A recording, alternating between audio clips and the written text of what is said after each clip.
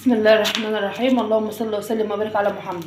النهارده يوم هيبقى طبيخ ايه. النهارده انا سلقت بطاطس اهو، هحمرها زي ما انتم شايفين كده. يوم هيبقى بطاطس ايه، سلقت بطاطس محمره.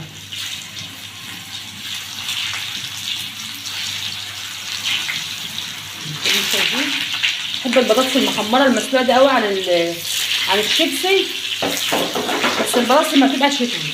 ونعمل ايه هنا؟ معايا الزيت بتاعهم ولع عليه، ومعايا البانيه اهو. البانيه لازم يتحط في ايه بقى؟ في زيت يعني لا سخن قوي ولا ايه ولا بارد قوي، وبتحط عليه. ومعايا بقى جايبه شعريه، اعمل رز بشعريه وايه، واعمل سلطه، وان شاء الله ده يبقى يومنا ونشوف الاكل بتاعنا. ودلوقتي خلصت البطاطس اهو زي ما انتم شايفين، وفي الزيت اللي انا عملت فيه البطاطس هحمر فيه الشعريه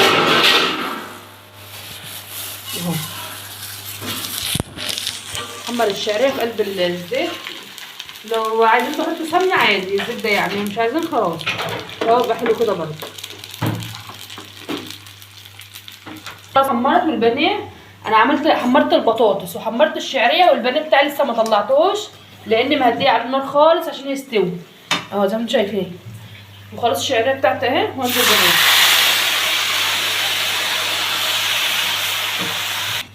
وحطيت لي الرز بتاع الملح بتاعه، وهسيبه بقى ايه يغلي، وبعد كده اقطع عليه الشطه.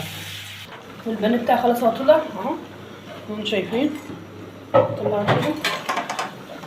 اهم حاجه البانيه بس النار بتاعته تبقى هاديه عشان يستوي معانا صح زي ما انتم شايفين.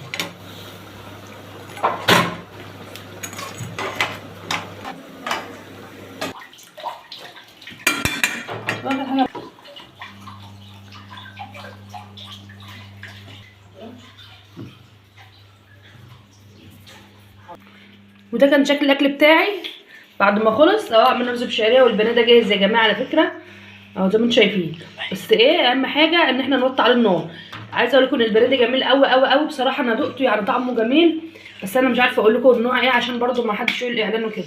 والسلطه والبطاطس بتاعتي بألف هنا وشفا للي هياكل، وبألف هنا وشفا للي بيشاهدني. متنسوش اللايك والاشتراك والسبسكرايب. وصلنا المليون يا جماعه.